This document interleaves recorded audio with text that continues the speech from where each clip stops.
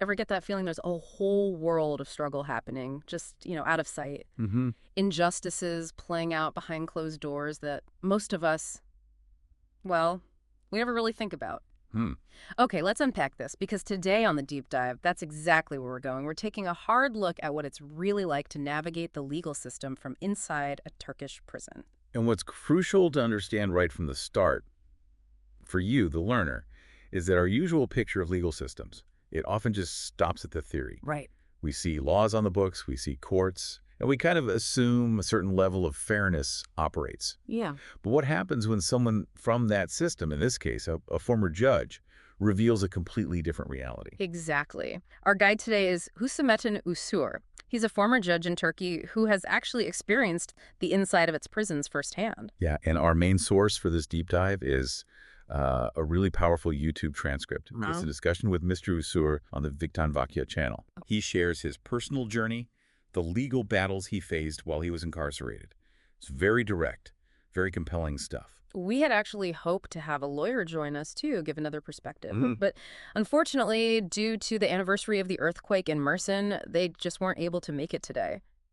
Still, Mr. Uğur's insights alone, they paint a vivid and honestly often disturbing picture. So for you, the learner, our mission today is really to push past that sort of textbook understanding of the legal system in Turkey. Yeah. We want to really try and grasp the challenges people face when they're seeking justice from within those prison walls. And this isn't just one man's story. It's a critical look at where, the ideals of law might really clash with the lived experiences of people behind bars. Okay, so where does he start? Mr. Uğur kicks things off by tackling something you might assume that maybe Turkey's legal system struggles because it just doesn't have enough laws. But he says, actually, it's the opposite. That's a really key point he makes right away. He talks about being overwhelmed, just swamped by the sheer number of laws, often passed together in these torba laws. Torba laws. What does that mean in practice? Well, think of it like an omnibus bill, a legislative package that bundles loads of different, sometimes completely unrelated amendments into one single law. Wow, okay. Which makes it incredibly difficult, he says, even for lawyers, just to keep track and actually understand all the changes happening. Right, it sounds like trying to play a game where the rule book is constantly being rewritten, massive chunks changing overnight. He really emphasizes how frequent and rapid these changes are, makes any kind of systematic understanding almost impossible for anyone, let alone someone who's incarcerated. And if we think about the bigger picture here, the learner, it's not just the volume, this constant state of flux. It really undermines the stability and the accessibility of the whole legal framework. How can people know their rights if the rules just keep shifting so dramatically? And here's where it gets really interesting. He looks at all these frequent changes. Well, pretty critically. He calls it a kind of reform fetishism. That's fascinating, isn't it? The distinction he's drawing. He's basically saying that genuine reform, the kind that actually improves a system fundamentally, isn't just constant tinkering. Right. His use of fetishism, it implies that the act of churning out new laws becomes the priority, rather than, whether they're actually effective or have any meaningful impact. He even brings in some historical wisdom, quoting the writer Khalil Gibran, Oh, yeah. who apparently said that having way too many laws in a country is often a sign that things are, well, not good in that society. It definitely makes you think. It raises a really important question, the learner, about what legislation is even for. Is all this energy poured into just creating more laws, overshadowing the deeper stuff, like investing in people, fostering a culture where laws are respected and, well, just in the first place? He definitely seems to think so. He talks about this obsession with lawmaking taking priority over the really long-term work of human development, which, he says, politicians, focused on short election cycles often just ignore. He shared this proverb that really stuck with me. If you are planning for a year, sow rice. If you are planning for a decade, plant trees. If you are planning for a lifetime, educate people. Really puts it in perspective. And bringing it back to the rule of law, Yeah. the learner, this constant flood of legal changes can just erode its effectiveness, can't it? The law is supposed to be stable, predictable. When that framework keeps shifting under your feet, it just becomes harder for it to do its job. Then he gets to what he sees as the absolute core issue, this massive gap between the legal ideals written down on paper and what actually happens inside prison walls. He specifically mentions Article 2 of the execution law. Right, which in theory guarantees no discrimination. Mhm. It emphasizes treating everyone with dignity, doesn't matter who they are or where they come from. Ex- And what's so striking for us here, the learner, is the sharp contrast he sets up. The law, as written, promises fairness, respect, but his own experiences, they paint a completely, dramatically different picture. Which leads him straight to his central and, yeah, our frankly quite disturbing argument. Yeah. The fundamental problem is dehumanization. This is such a crucial point to grasp, the learner. Uğur argues that right at the heart of all the systemic problems he saw is the simple fact that prisoners are often just not viewed as fully human, not seen as having inherent rights and dignity. And he explains how this lack of basic human recognition just completely torpedoes any possibility of human rights or dignity actually being respected inside. It's like the very foundation stones of justice are just missing. And if we connect this to the bigger picture, the learner, dehumanization, it's often the first step, isn't it? The first step towards justifying denying rights, justifying mistreatment. Yeah. When you see individuals or groups as less than human, it suddenly becomes much easier to rationalize doing things that would otherwise be completely abhorrent. He then talks about all the supposed checks and balances, the oversight mechanisms that are technically in place, public prosecutors, execution judgeships, the Ministry of Justice, prison observation boards, even the Parliamentary Human Rights Commission. On paper, it sounds like there should be plenty of scrutiny. Indeed, the learner. On paper, you've got this whole network of institutions supposedly overseeing and inspecting prisons. Which really begs the question, if all these bodies exist, why do the kinds of abuses Mr. Uğur describes seem to just persist? What's going wrong with the oversight? Exactly. He basically says these institutions, despite having these official roles, they just aren't doing their jobs effectively. In his 8 years inside, he says he never experienced or even heard about any real meaningful inspections, nothing that led to actual tangible improvements. And this leads him to use a really powerful and honestly unsettling analogy. He references the Soma mine disaster. Oh, that comparison was chilling. Absolutely chilling. He likens the sort of as-if inspections in prisons, the ones that happen on paper, to the completely superficial safety checks at that mine. Right. He said the officials would just stay on the surface, get wined and dined, basically, while completely ignoring the incredibly dangerous conditions down in the mine itself where over 300 people died. And that analogy is just so effective. The learner in showing a system that might look like it's working okay from the outside. Yeah. Inspections are happening, reports get filed, it's fundamentally failing to address the real problems, failing to ensure basic safety and rights. That as-if nature. Yeah, that as if nature highlights this really dangerous gap between what's claimed and what's actually going on. And this really sets the stage for him to give us these specific, often quite shocking examples of how this dehumanization actually plays out in the day-to-day lives of prisoners. How even the most basic rights can be twisted, weaponized almost, into instruments of torment. This is where that abstract critique of the system becomes horrifyingly concrete, isn't it, the learner? He shifts from the high-level stuff down to the granular, everyday indignities, the things that just grind away at a person's sense of self, their dignity. Take something as basic as mealtime. He said prisoners would leave their food plates outside their cells to be collected, refilled. Simple enough. But then the corridor would get sprayed with insecticide right onto their food. I mean, the sheer lack of basic consideration, it's just mind-boggling. What's particularly disturbing about that, the learner, is just the sheer illogicality of it. The lack of basic empathy. Like Mr. Uğur says, just a moment's thought would tell you, either move the plates first or spray later. Right. The fact that this apparently happened repeatedly just speaks volumes about the level of disregard for the prisoner's basic well-being. And the aftermath. When he reported it, it gets even worse. Instead of actually addressing this dangerous practice, the warden essentially retaliated against him, implemented this special, really inconvenient rule just for Uğur about how and when he could collect his meals. And this retaliation lasting a whole month. It really highlights the massive power imbalances inside the prison, doesn't it, the learner?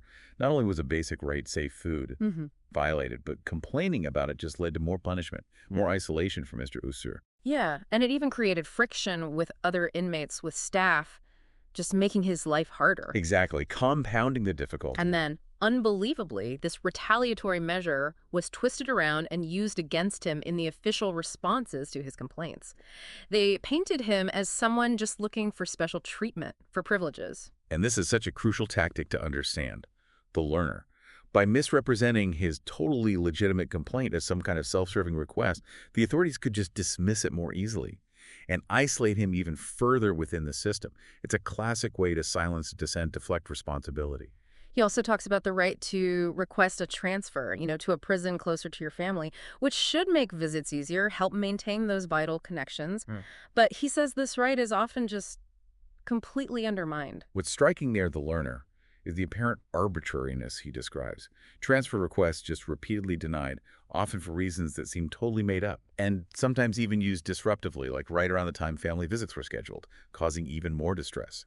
It just shows how even officially recognized rights can be manipulated, weaponized within that system. Then there's the absolutely absurd situation during the pandemic with face masks. He only got given a mask right before a meeting with the warden, Oh, wow. and then it was immediately taken away again afterwards. The scarcity of essential protection like masks during a global health crisis, combined with this petty, controlling way of distributing them.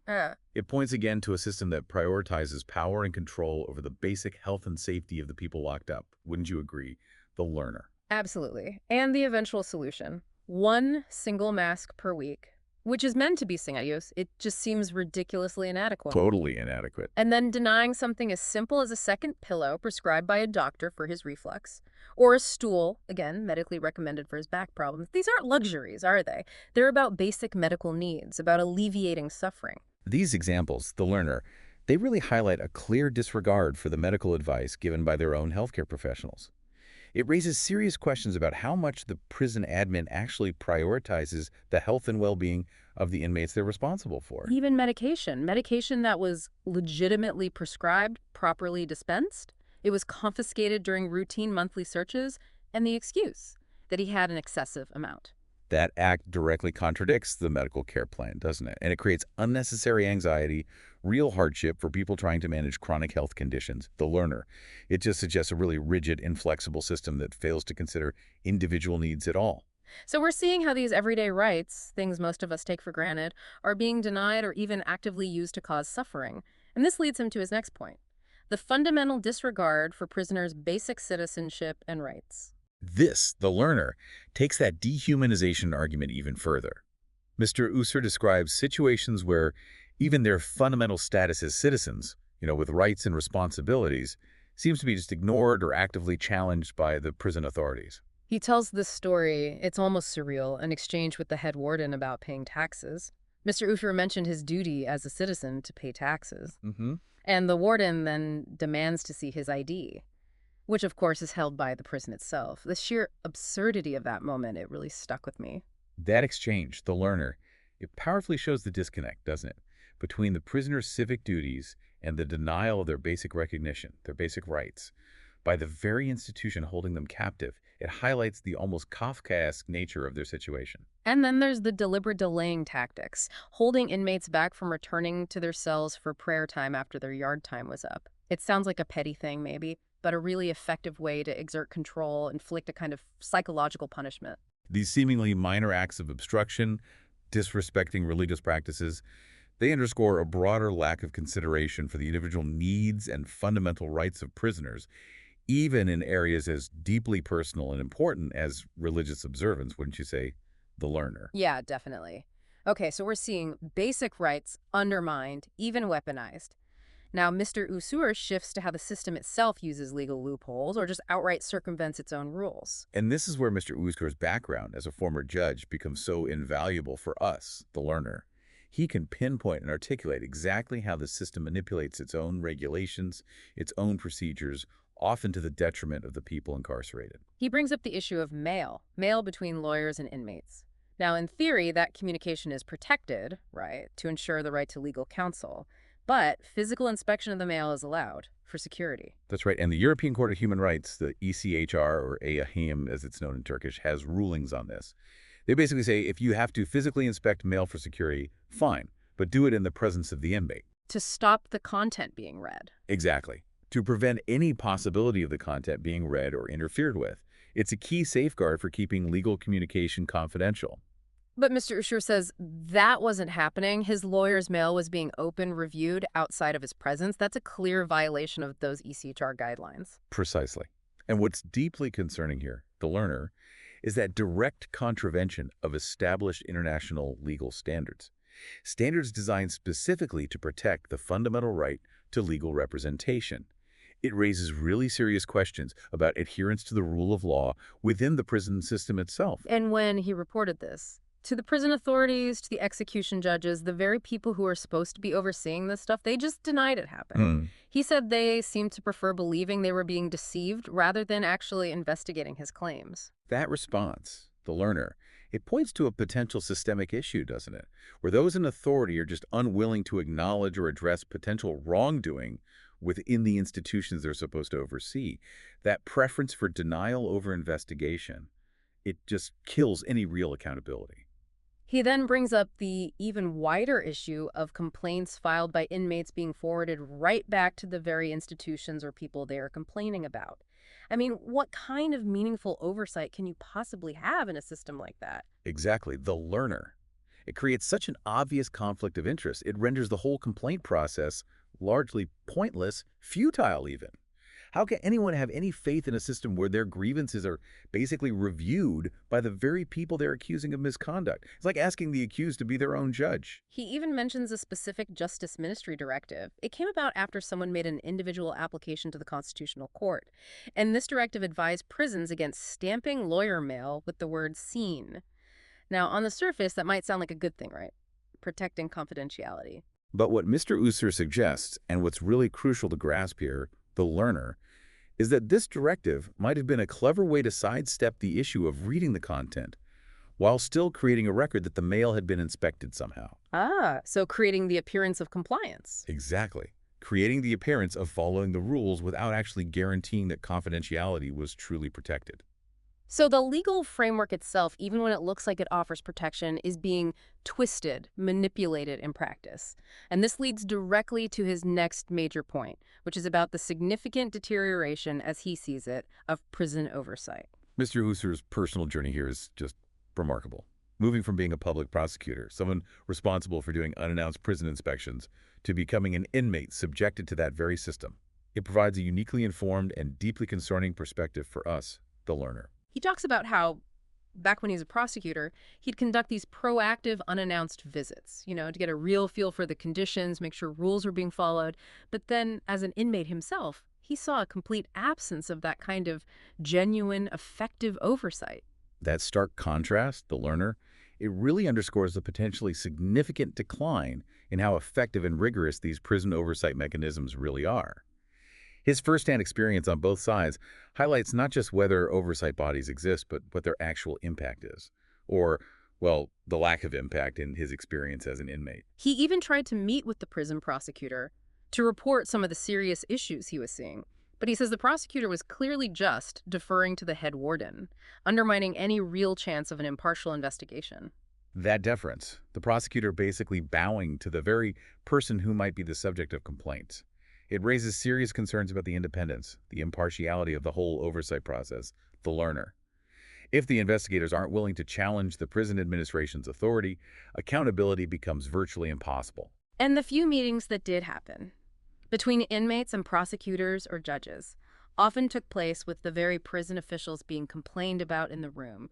It just sounds like a completely compromised, intimidating environment for anyone trying to report abuse. Those compromised meeting conditions, the learner, they completely negate any chance of inmates feeling safe or able to speak freely and confidentially about what's happening to them.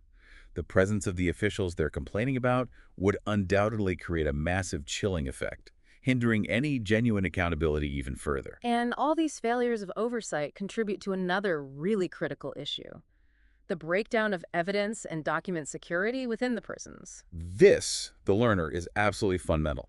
It's about ensuring due process, ensuring that incarcerated people can actually pursue any legal remedies they might have. If essential documents aren't secure and handled properly, the entire system of justice for those behind bars is severely, severely compromised. He touches on the basic precariousness of prisoner safety, which is obviously a huge immediate concern. But he also highlights this alarming lack of proper record keeping for petitions, for official requests submitted by inmates. The absence of a transparent, reliable system for tracking those petitions, the learner, leaves inmates incredibly vulnerable. They become entirely dependent on the prison authorities just for information about the status of their own legal request, Yeah. which creates a massive opportunity for manipulation or just neglect. Right. And that lack of accountability can have devastating consequences, Yeah. like missing crucial deadlines for appeals. Exactly. Lost petitions, missed deadlines for vital legal appeals. It sounds like something out of a Kafka novel, truly. He mentions having to photocopy every single important petition himself at his own expense just so he'd have some kind of record. The fact that inmates have to shoulder that burden, the cost, just to ensure their own documentation, that's a significant barrier to accessing justice, the learner. It points to a systemic failure to provide even the most basic administrative support for their legal processes. And even when he did have his own copies, he says petitions were often just arbitrarily rejected or returned with completely nonsensical reasons. He even mentions a specific case where a prison director was actually facing trial for neglecting his duty over a returned petition, which suggests this wasn't just a one-off incident.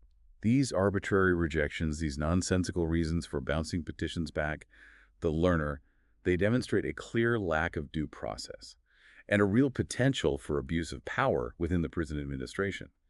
The fact that a director was facing trial for it, while notable, also kind of hints at a potentially much wider problem within the system, doesn't it? Even basic administrative rights were blocked, like his attempt to send a petition for his retirement to the Social Security institution, something that had absolutely nothing to do with why he was even in prison. Obstructing such a fundamental, routine administrative process, the learner, again, just underscores this profound disregard for the basic rights and needs of incarcerated people, even on matters completely unrelated to the circumstances of their confinement. And the arbitrary enforcement of minor procedural details about petitions, things that had been done consistently the same way for years without any issue, were suddenly being used as grounds for rejection. It just feels like they were deliberately putting up roadblocks. That inconsistency in applying procedural rules, the learner, it creates such an unpredictable, unfair environment for inmates trying to navigate the legal and administrative maze inside prison. It suggests rules can potentially be applied selectively, punitively even. He also points out the complete lack of independent witnesses or any impartial recording, cameras, audio during searches of single-person cells, which leaves the inmate's word, their account, as just abstract claims against whatever the official version of events is. The absence of independent oversight during those cell searches, the learner, creates a huge power imbalance. It leaves inmates incredibly vulnerable to potential abuse or just misrepresentation of what actually happened.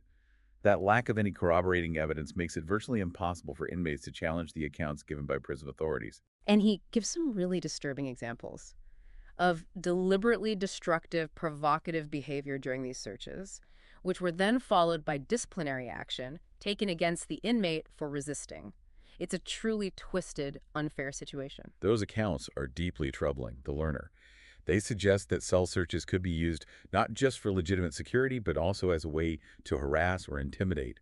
And then the disciplinary action against the inmate for reacting to that behavior. It just further underscores the power imbalance and how difficult it is to challenge authority behind those walls. Then there's the head warden's just brazen dismissal of actual evidence, specifically camera footage that apparently showed Mr. Uğur submitting a petition. The warden just said something like, oh, we can just tell the judge he was waving a blank piece of paper. The level of impunity there is just shocking. That statement from the head warden, the learner, it reveals a truly shocking level of disregard for evidence, a profound sense of impunity. The belief that you're above the law, above consequences. It highlights the immense power imbalance within the prison system and the almost insurmountable challenges inmates face in just getting their claims taken seriously when they contradict the official story. And even the simple act of giving documents to his lawyer during an attorney visit was obstructed, with prison authorities allegedly manipulating camera footage to misrepresent his claims about what happened. Obstruction of communication with legal counsel, the learner, that's a very, very serious violation of due process, and the alleged manipulation of camera footage. It further underscores the lengths some authorities might go to undermine an inmate's ability to seek legal help and build their defense. All of this just paints a really bleak picture, doesn't it? A system where it seems virtually impossible for prisoners to effectively document abuses or pursue their fundamental legal rights. And this tragically leads to his next major point. The fundamental flaw in the entire system, the failure of rehabilitation. Mr. Uğur offers a crucial perspective here, the learner. He reminds us of the core purpose prisons are supposed to serve. Rehabilitation. Right? And the successful reintegration of people back into society. He argues that the practices he saw within the Turkish prison system actively contradict this fundamental goal. He talks about his own genuine efforts to engage in educational activities while he was locked up, being largely ignored or just given superficial attention by the prison administration. That lack of genuine, meaningful opportunities for education, for vocational training, personal development within the prison system, the learner, it directly undermines that stated goal of rehabilitation. Mr. Usur's personal experiences highlight the bureaucratic hurdles and the apparent lack of priority given to these crucial programs. Programs that could actually help inmates turn their lives around. He points out the overemphasis on very basic literacy courses, basic religious instruction, almost as performative activities, Right. with very little real impact on inmates' actual skills or knowledge or prospects for the future. It seems like it's more about ticking boxes, presenting a certain image, than fostering real change. The focus on those very basic courses, while maybe helpful for some, seems to be prioritized more for statistical reporting than for actually addressing the diverse educational and vocational needs of the whole prison population, wouldn't you agree, the learner? This kind of performative approach does very little to equip inmates with the skills and knowledge they need to successfully reintegrate. He gives some really telling specific examples, too, like being denied participation in an advanced religious studies course, even though he already had a solid foundation in the subject, and the almost farcical nature of a national anthem recitation contest, held in this completely tokenistic, non-transparent way. These specific examples, the learner, they really highlight the superficiality, the lack of genuine intent behind some of these so-called rehabilitation efforts. Denying access to appropriate education, the trivial nature of activities like that contest. It demonstrates a systemic failure to provide meaningful pathways for personal growth and reintegration. And he connects this failure of genuine rehabilitation right back to that lack of a long-term vision in governance. Contrasting short-term political goals with the decades-long complex process of human development. It all comes back to that initial point you made, doesn't it? Prioritizing making laws over actually investing in people. This reinforces that crucial understanding, the learner. A genuine commitment to rehabilitation requires a long-term view. It requires significant investment in human potential. And that's something Mr. Usur argues is often just overshadowed by more immediate political concerns. Now, Mr. Usur shifts his focus a bit to a broader historical context, drawing connections between the injustices he experienced and echoes of the past in Turkey. This provides a really important historical lens for us, the learner. A way to understand the issues Mr. Usur described. He highlights these recurring patterns of abuse of power within the Turkish penal system that stretch back decades. He briefly touches on the history of severe prison mistreatment in Turkey, mentioning places like Ulukanar, the periods after past military coups, noting this really disturbing recurring cycle of power abuse that often targets those seen as dissenting voices.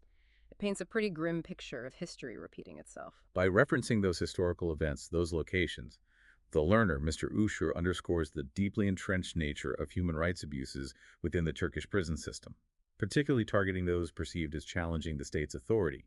It suggests the issues he faced weren't isolated incidents, but part of a longer troubling pattern.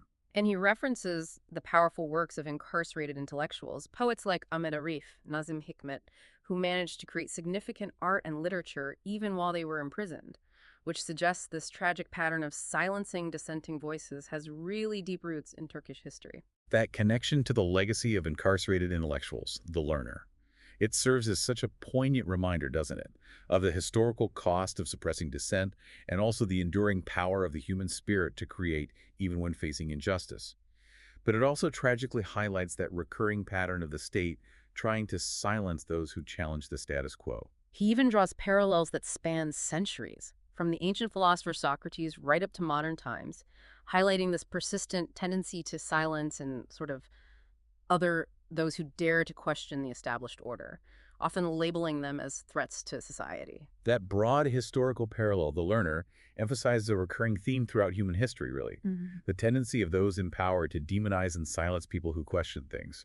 The specific mention of Socrates adds a powerful philosophical weight to this enduring pattern of persecution. And he touches upon the issue of impunity, the idea that those who perpetrate these injustices often seem to operate without any fear of consequence, potentially enabled by things like the emergency decrees issued during the state of emergency, the OHAL period. The reference to those state of emergency decrees, the learner, that raises serious concerns. The potential for measures like that to shield perpetrators of human rights abuses from accountability, which just exacerbates the problem of impunity and further undermines the rule of law. He even shares some of his own personal experiences with retaliation for daring to challenge the system from within, drawing a direct and chilling comparison to the horrific conditions in the Diyarbakir prison after the 1980 coup, a place notorious for its brutality, its human rights violations. That personal comparison to Diyarbakir prison conditions, a place has become a symbol of severe human rights abuses in Turkey's recent past. It really underscores the gravity of the situation Mr. Uğur experienced, and it raises concerns about a potential regression to those darker times, wouldn't you agree? The learner. Absolutely. And he concludes this point by placing his experiences firmly within the broader context. The ongoing erosion of the rule of law, the increasing stifling of dissent throughout Turkey. This provides a really sobering overview for you, the learner, of the wider political and legal climate in Turkey, suggesting that the deeply troubling issues within the prison system aren't isolated incidents. They're symptomatic of a more widespread trend of democratic backsliding and the suppression of critical voices. Now, Mr. Uğur shifts his focus again to the specific plight of his fellow judges and prosecutors, the ones who are also caught up in those post-2016 purges. This is a particularly important perspective, obviously, given his own background within the judiciary. Indeed, the learner. The mass arrests, the dismissals of judges and prosecutors after the 2016 coup attempt, that was a watershed moment. It raised profound concerns about the independence, the impartiality, the very integrity of the entire Turkish judicial system. He highlights the significant discrepancy between the initial charges, very serious charges, attempting to overthrow the constitutional order, and the later charges, which were often much more vaguely defined, like just membership in a terrorist organization. That shift in the legal basis for the charges, the learner, it raises serious questions about the legitimacy, the fundamental fairness of the legal proceedings against these judges and prosecutors. The vagueness of those later charges made it incredibly difficult for them to mount any kind of meaningful legal defense. He shares his own personal experience, being targeted despite a long and apparently successful career within the judiciary, emphasizing the often unsubstantiated, flimsy nature of the allegations leveled against him and against so many of his colleagues. Mr. Uğur's personal account, The Learner, powerfully illustrates the seemingly arbitrary nature of these purges and the devastating impact they had on individuals with long, distinguished careers dedicated to upholding the law. The lack of concrete evidence in so many cases just underscores the serious concerns about politically motivated prosecutions. He even references the truly shocking, controversial dismissal of members of the Constitutional Court itself, the highest court in the land, based on what was described as social circle information. I mean, if that can happen at the very top, what hope is there for the rest of the system? That unprecedented action by the Constitutional Court, the learner, it sent shockwaves through the entire legal community, raising profound questions about the fundamental independence and impartiality of the judiciary at its highest levels. Using social circle information as grounds for dismissal, it sets a deeply concerning, potentially dangerous precedent. And Mr. Uğur describes his own deliberate, principled use of legal challenges from inside prison as a way to, in his words, test the integrity of the justice system itself. It's almost like he was conducting his own internal audit of the system while being subjected to it. His deliberate, courageous legal challenges, the learner. You can see them as a powerful act of resistance, can't you? And a profound attempt to hold the system accountable to its own stated principles, even facing immense personal adversity and the clear power imbalances he was up against. He then shares this truly chilling account of a fellow member of a high court stating their intention was to take heads rather than impartially review cases.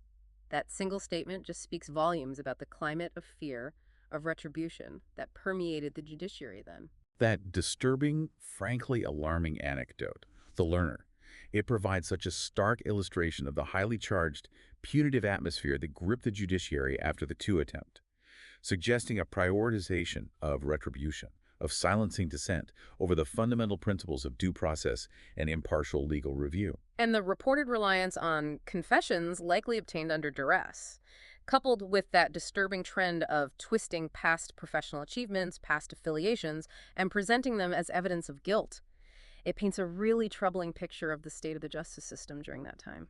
The reliance on potentially coerced confessions, and the cynical reinterpretation of people's past professional activities as evidence of criminal guilt. That raises grave concerns, the learner, about the fundamental fairness, the objectivity of the legal proceedings against these judges and prosecutors. Finally, Mr. Uthur delves into his own personal legal battles and his ongoing, unwavering commitment to seeking justice, even against what seem like completely insurmountable odds. His personal story, the learner, tragically encapsulates so many of the broader systemic issues he's described so powerfully. His own wrongful detention, his conviction, despite the apparent lack of concrete, credible evidence. It serves as a stark illustration of the potential for profound injustice within that system.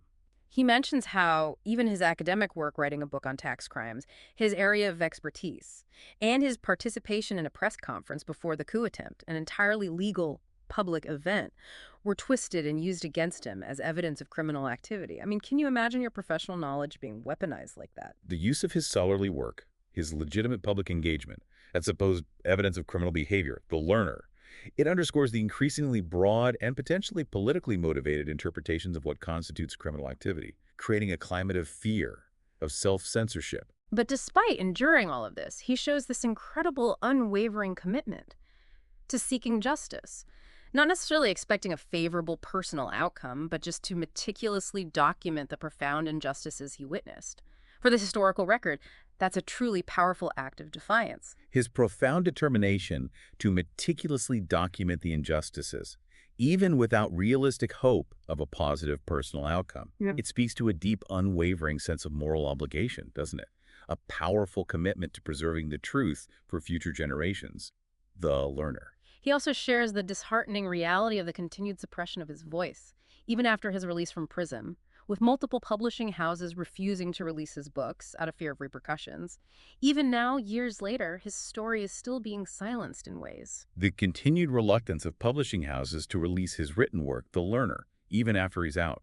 It highlights the ongoing climate of fear and censorship within Turkey, severely limiting the ability of dissenting voices to actually be heard, and contributing to a real chilling effect on freedom of expression. And finally, his principled rejection of conditional amnesties. Amnesties that would require him to express some kind of indebtedness or gratitude to a system that he firmly believes has deeply wronged him. That demonstrates an incredible level of personal integrity, doesn't it? A refusal to compromise his deeply held beliefs. His steadfast, principled rejection of those conditional amnesties, the learner, it underscores his unwavering commitment to justice, to accountability, even at significant personal cost.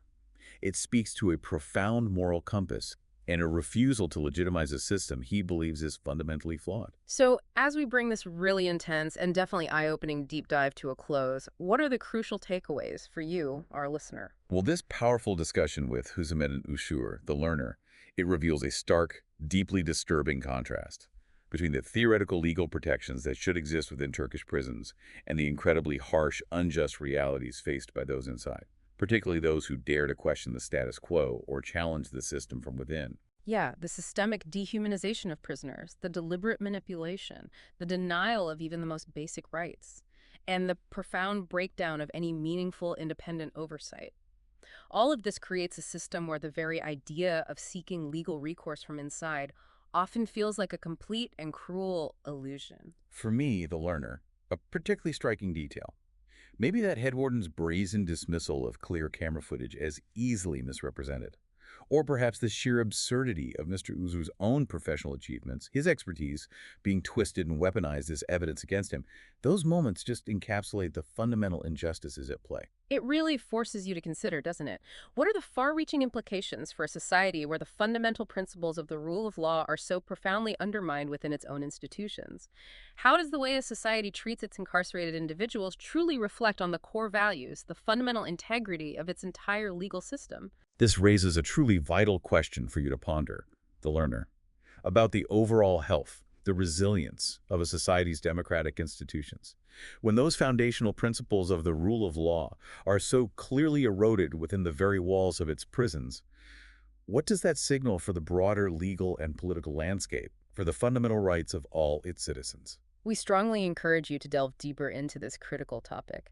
Seek out reports from reputable international human rights organizations, look for articles, analyses of the Turkish justice system, and if possible, try to find translated excerpts from Mr. Usur's own writings. Understanding these complex, often deliberately obscured issues is just crucial for any well-informed citizen. Indeed, the learner. There's always more to learn. And actively seeking out diverse perspectives, reliable information, it's essential for a truly comprehensive understanding of such complex and often troubling realities. And that ultimately is what the deep dive is all about, providing you with that shortcut to becoming well-informed on complex, often overlooked issues that truly matter. Thanks so much for diving in with us today.